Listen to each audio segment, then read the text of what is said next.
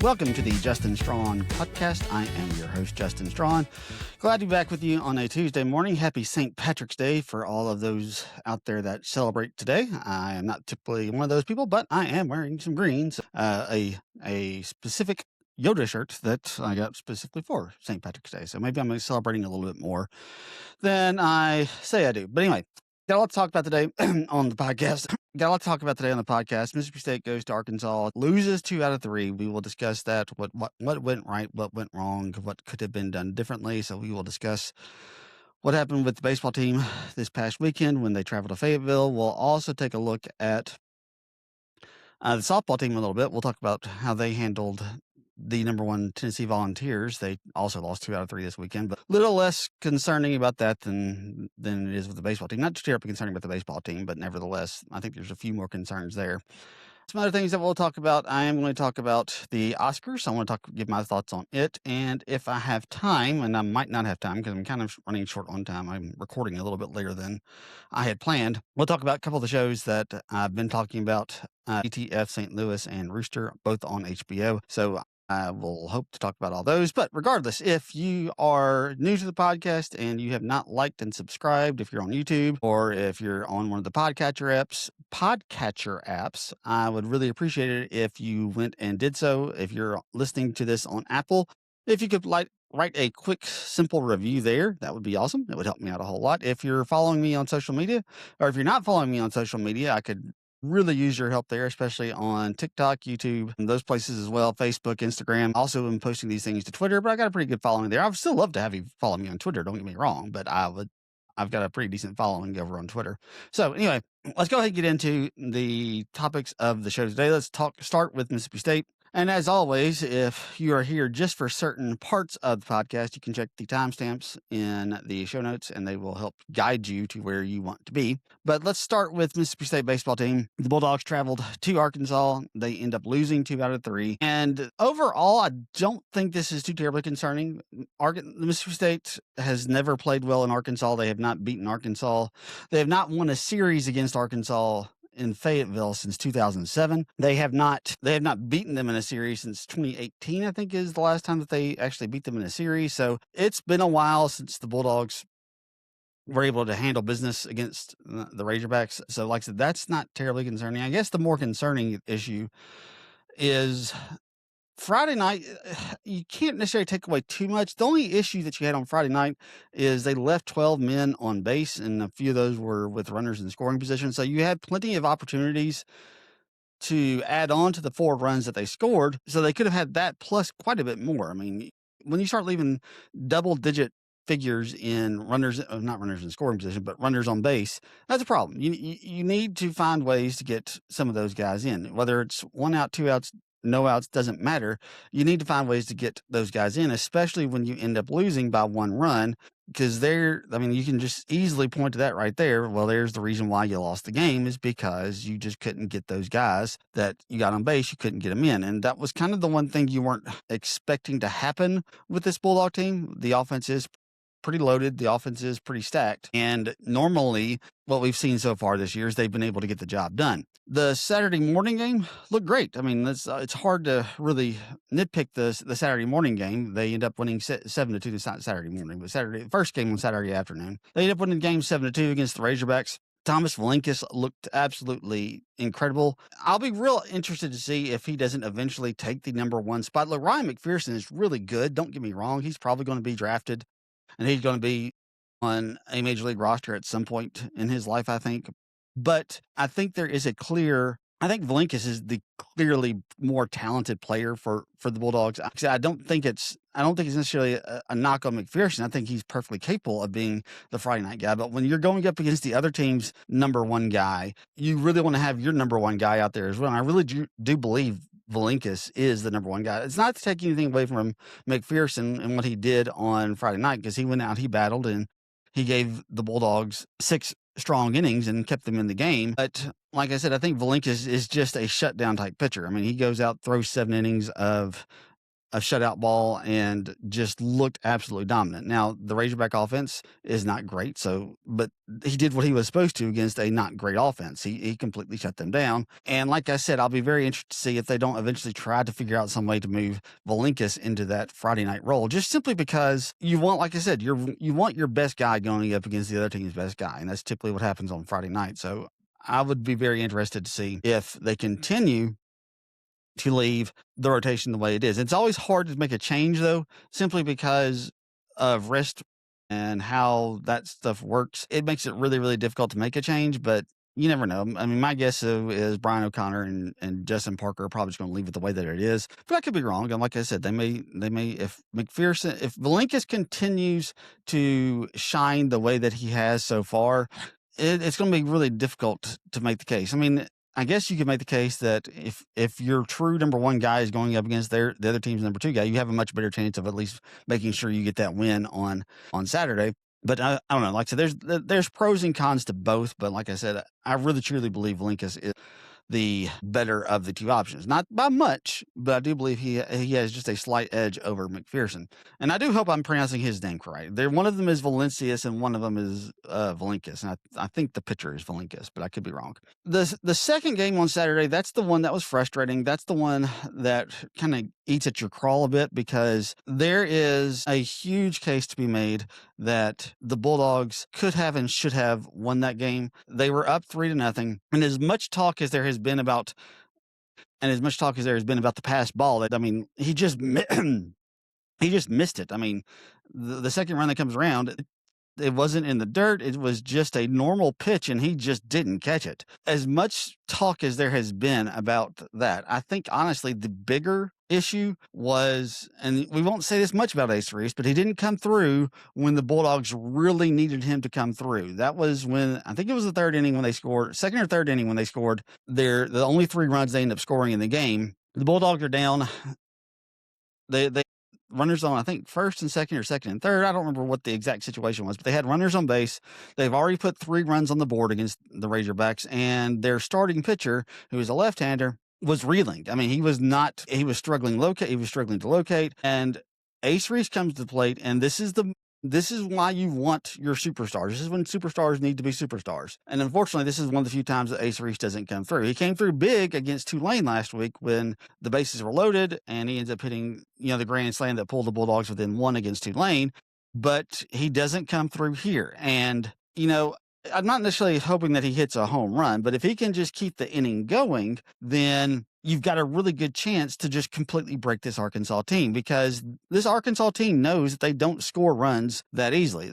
They know that. Everybody else knows that. And the more runs you can pile on against them, the more you start to break their will. And you'd done a really good job of that in the first game. And that's kind of starting to carry over into the second game. And if you can just continue that route, I mean, it'd be great if you would have hit a home run. I know there were at least 2 guys on base, and then you extend your lead to 6 runs. But if nothing else, if you can at least get a base hit, get a walk, if you get a base hit, you're scoring at least 1. I don't remember, like I said, I don't remember where the runners were in that situation, but you score at least 1, and so it's 4-0. But you've got a chance to continue just to pile on the runs at that point. And like I said, this is the guy you want up in that situation.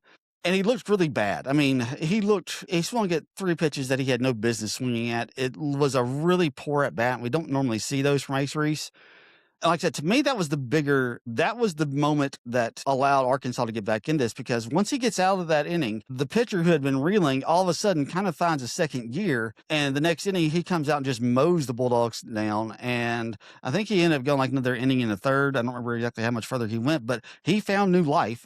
And the Bulldogs were never able to recover from that point on. So like I said, I really truly believe, as much as we talked about the defensive miscues, and there were a few defensive miscues outside of the catching. You had Nunnally who couldn't handle the hit to the outfield, where he could have had a play at the plate that's ended up scoring the tying run. You had that issue.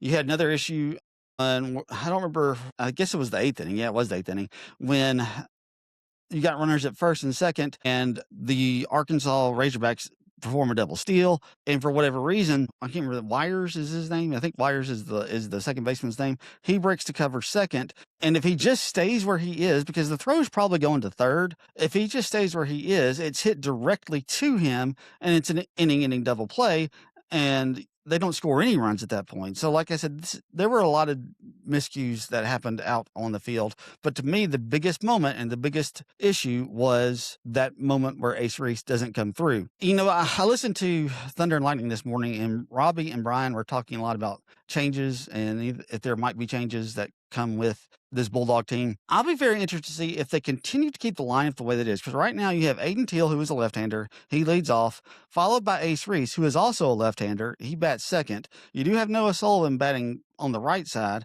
But then in the 4 slot, you've got Reed Stallman, a left-hander. You've got 3 in a row, 3 out of 4 left-handers right there at the top of the lineup. And I'll be very interested to see if they continue, if they don't try to find another way to mix up that lineup. I know it works really well with Aiden Teal. He's a really good leadoff guy, and you want Ace Reese getting as many at-bats as you can. But with having 3 of your top 4 hitters from the left side, you just have to bring a left-hander in. If you need to get in a big moment, if the Bulldogs are trying to rally and the top of the lineup is coming, the other team, all they have to do is bring in a really good, solid left-hander, and it makes life really difficult on the Bulldogs to continue rallies at that point, because like I said, Ace Reese looked really poor in his at-bat against the left-handed starter for Arkansas. I don't remember the guy's name, and he was reeling at that point, but he had being lefty on lefty is a huge disadvantage, and I think that played a huge part in why Ace Reese looked so poor in that one at bat. So I don't know if there's going to be a ton of changes that they make. I think they need to figure out some things with a more permanent lineup. I know they're trying to, Jacob Parker and James Nunnally was kind of the talk on Thunder and Lightning this morning. I could see them eventually making a change there. I don't think they're going to want to, because obviously Coach O'Connor has a lot of trust in Nunnally, but he hasn't really come through so far, so I don't know how much longer they can continue that. But that's probably the biggest area to me where I think they need to make a change, is they've got to figure out a way to change up the lineup just a little bit. That way you're not so heavy with left-handed bats at the top of the lineup. Look, it's great when the other team has a right-handed starter coming out there. It works really, really well. It puts a lot of pressure on that right-handed starter to get through those top 4 guys. But if you get in those late innings, all you have to do at that point is bring in a left-handed reliever, and it almost completely shuts the Bulldogs down. Lefty on lefty is the hardest matchup in all of baseball, because most left-handed batters don't see a ton of left-handed pitchers when they're playing high school ball, or when they're playing, I don't know if you have AAU ball in baseball. I know you do in basketball, obviously, but whatever the equivalent is, you don't have a ton of that when you're a teenager playing, travel. I guess travel league travel ball is the best comparison, but you don't have it when you're playing travel ball. You don't have it when you're playing high school ball. You don't see a ton of left-handed pitchers, because there's just not that many left-handed people in the world in general, and finding one that can pitch is also very, very difficult. So, like I said, it's great when you have a right-handed starter, when you're facing a right-handed starter, because you can really put a lot of pressure on the opposing team. But when you get in those late innings, they'll just go to a left-hander and turn it over to them to try to get them out of a jam. And you're probably going to see quite a bit more of that if the Bulldogs continue to trot out the lineup that they are. Like I said, I don't know if that you can make a whole lot of moves at the top 2, but can you find somebody? Can you maybe move Reed Stallman down a spot or 2 in the lineup and find another right-handed bat that you can put there at the number 4 spot? I don't know. And I think they have changed up some. I think they've had Ryder Woodson hit clean up some as well to try to take care of some of those issues. But it was an issue, at least points, I think, throughout the course of this year. All right. This weekend, they've got Vanderbilt. They got Jackson State tonight. They should win that game easily. But then they've got Vanderbilt coming up this weekend. Vanderbilt has struggled so far. They end up taking 2 out of 3 from LSU, but I don't know what to make of that. LSU has not been real good recently. They were 1-4 the previous week. They end up going, I think, 2-2 with a 1-2 record against Vanderbilt. So they're kind of reeling. Maybe LSU is not quite as good as we thought they were. And maybe Vanderbilt's better than we thought they were, because they did play a really tough schedule from what I understand. I'll be very interested to see what they do this weekend. It's a home series. You need to go out and win 2 out of 3. You've got these next 5 games. You need to beat Jackson State. You need to get at least 2 out of 3. And then you've got Southern Miss returning the home and home that you have scheduled with them in the midweek next week, and you really need to find a way to go out and beat that team, because the one concern that you have if you are a Mississippi State fan at this point is you haven't. The resume, it looks good. You obviously have a really nice record. You've got 4 losses, but the one issue you have is against top 10 opponents, you're now 1-4, and that is a problem. Because if you can't beat the top 10 teams, then your ceiling is pretty much capped probably at just getting to a super regional, and that's about it. And if you can't beat top 10 teams, you're probably just around a 500 team in SEC play. And while 500 will get you probably a hosting spot for a regional, it's not going to get you a guaranteed super regional hosting site. So that's where this could become an issue. They do need to start competing a little bit more against these better teams. They showed that they can do it against Arkansas in that second game, but they're going to have to step up and start beating some of these opponents. Look, they could have beaten. The flip side is you can make a case that they could have won every single one of their games that they lost. So it's not like they're not in these games and they're being just completely blown out, but you got to finish the job. You've got to go in. If you have a chance to win, you need to do it more so than what they currently are. They've got to get a little bit better about finishing these opponents, because you had opportunities against every single one of these teams to pull out a W, and you've missed 4 out of 5 times. They've got to get better there. We'll see what they can do this weekend against Vanderbilt. I don't know if Vanderbilt was ranked. I didn't see that in the rankings. I know Mississippi State fell to 6. That sounds about right. That's probably about where they are so far. But we'll see what they can do against the Commodores this coming weekend. The softball team looked pretty good this weekend. They lose 2 out of 3, but it was against the number 1 Tennessee Volunteers. They end up going to extras against Tennessee on Friday night. They end up walking off the Volunteers on Saturday, and Sunday it was another 1-0 game. I think, if I remember correctly, they lost by 1, or I don't remember what they lost by, but it was very close. They were right there with Tennessee throughout the entirety of that series. There was a nice crowd for the entire weekend with the baseball team not being there. A lot of people came out and supported the softball team, which is really good to see. I've always said that softball is a fun sport. If you haven't watched it, I would highly recommend giving it a chance, because it is a really fun sport. It's a lot different. It is very similar to baseball, but there's enough differences in it, and just the way that the game is played, that it makes it really entertaining. It can be a really fun family sport if you're looking for something to do with your family and you just happen to be in town. Like I said, I would really recommend, giving this softball team as much support as you can. And the one thing that this softball team can take away this weekend is I don't know if they are still ranked number 12, if what happened to their ranking after their weekend series, but there is a case, you can make a case that this team just kind of needed something that they could believe in themselves in, because they're going to have a lot of other opponents, just like Tennessee, who are going to be top 10 opponents throughout the course of the season, because softball is just a grind in the SEC. And I will be very interested to see if they can learn from this and build upon it. Like I said, they were number 12 coming into this weekend. They've had the best season they've ever had so far, but I've talked about this in the past with the softball team. They have got to figure out a way to break through and become one of the top 16 teams in the country. That way they're not having to go on the road to try to win a regional, because if they can become one of the top 16 teams, then they're hosting for that first weekend in the NCAA tournament. It would be a huge lift for the Bulldogs, because it's a lot harder to go on the road and win a softball regional when you're having to go on the road. So like I said, I hope they can build upon this. I hope that they've gotten some confidence, because they show that they can go step for step with the best team in the country. And like I said, I'm hoping that this is something that they can build on going into the future. I don't have a ton of time left, so I do want to talk about the Oscars real quick. Let's discuss it. I love the Oscars. I think it's one of the few award shows that I enjoy watching. It's one that I've always enjoyed watching. The Oscars are great. Like I said, I love movies.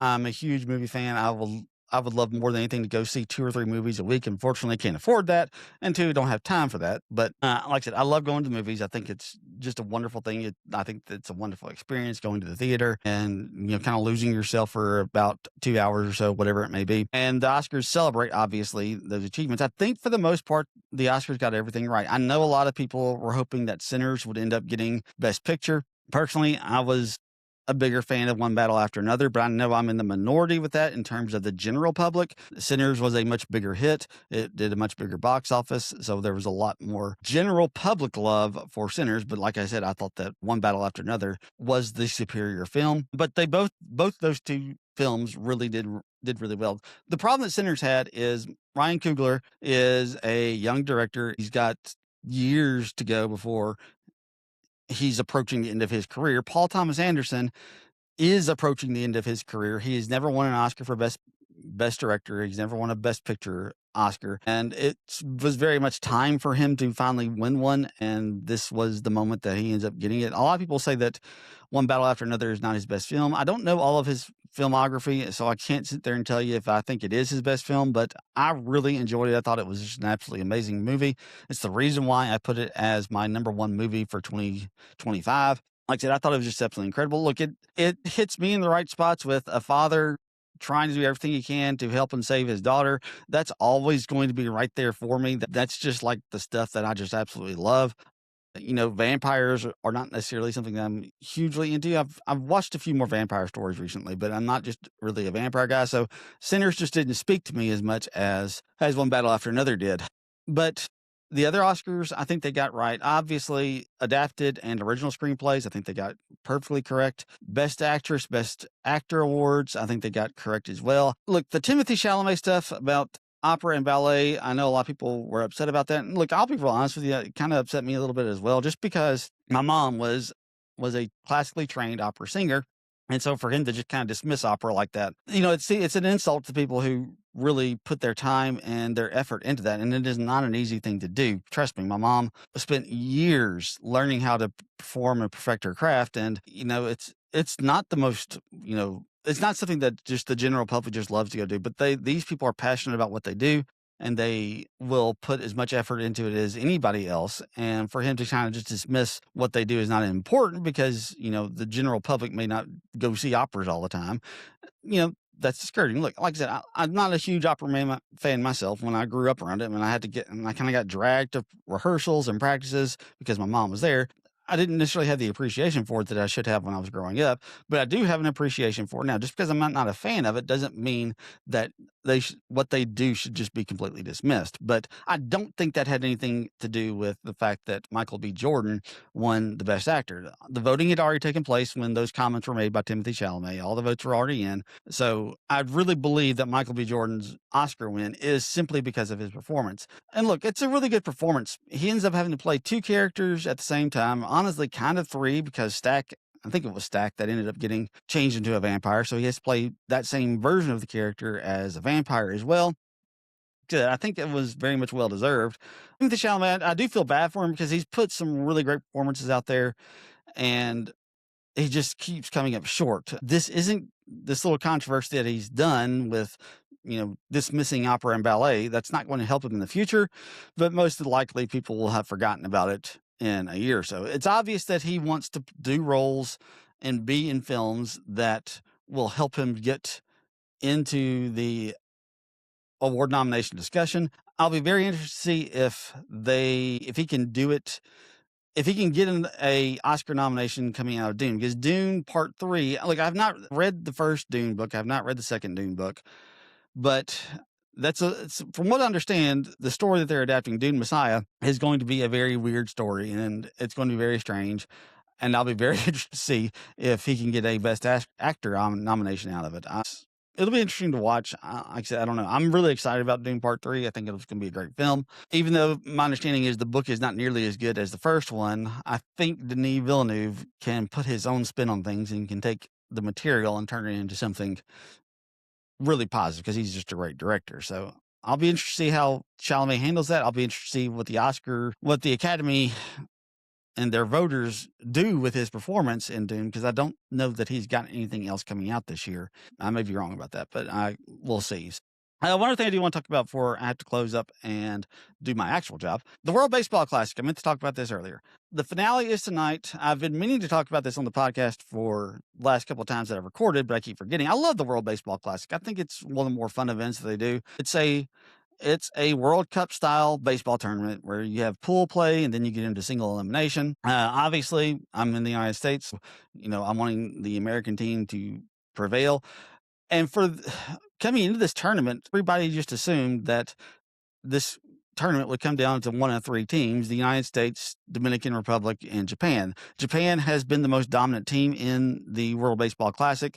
Of the 6 that have been played, they have won 3 of them, but they end up getting upset by Venezuela in the semifinal a couple of nights ago. The United States, who came into this tournament, with probably their best lineup that they have ever had. They've got the best buy-in that they've ever had from their major league stars this time around. They get a really, really good lineup to come in and play for them. But then Mark DeRosa, who is the manager for the American team, makes a huge error. And he has said, and MLB.com has said, no, he just misspoke when he said this. But when he was talking on the MLB network show that he does, he said, we've already clinched our spot when they hadn't clinched their spot. And he says he misspoke. Look, it's clear that he thought they were already in. And that's the reason why he said that. And nobody corrected him on that show, because the lineup that he put out against Italy was not his best lineup. It just wasn't. If you look at who all was in the lineup and who all was resting,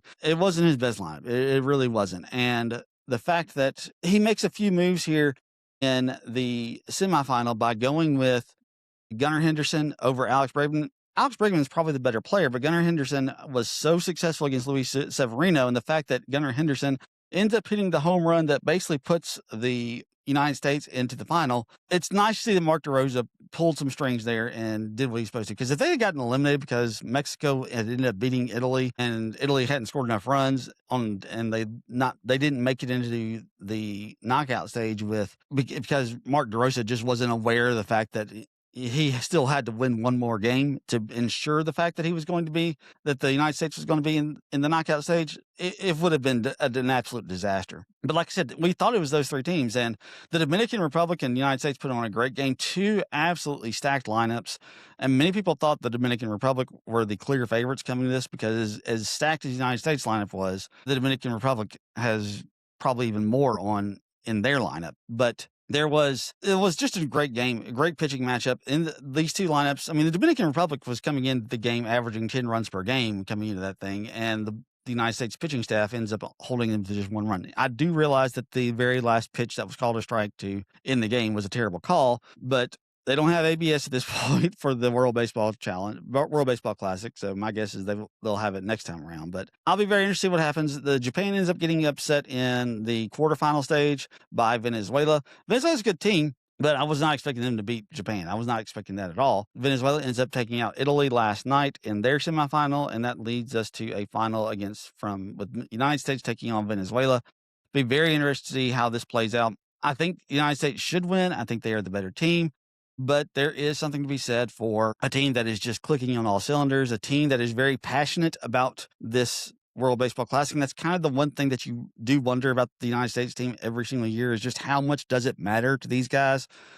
These guys are probably more just concerned about, they want to win, obviously, or they wouldn't be there, but they are probably much more concerned about their major league careers. And Venezuela's got a significant number of major league players on their roster as well, mainly Ronald Acuna. That's the first one you think of, but they don't have quite as many as the United States does. So, a lot of these guys are just playing for love of country and trying to do something significant that way. And that's one of the reasons why I think the United States has struggled in this event. But if the United States can win, they can become just the second team to have won multiple World Baseball Classics. As of right now, the only teams that have won it, Japan's won it 3 times, the Dominican Republic's won it once, and the United States has won it once. Venezuela can join their ranks if they win. They could be the 4th country to ever win a World Baseball Classic. Like I said, it's a fun event. I really enjoy it. I love baseball. It's my favorite sport. And it's been nice to kind of have this little segue of the World Baseball Classic as we get ready to open the Major League Baseball season, which I'll start talking more about on March 26th. So, all right, guys, I do need to sign off. I need to get started on my regular job. I appreciate all that you do. And until next time, we'll see you then.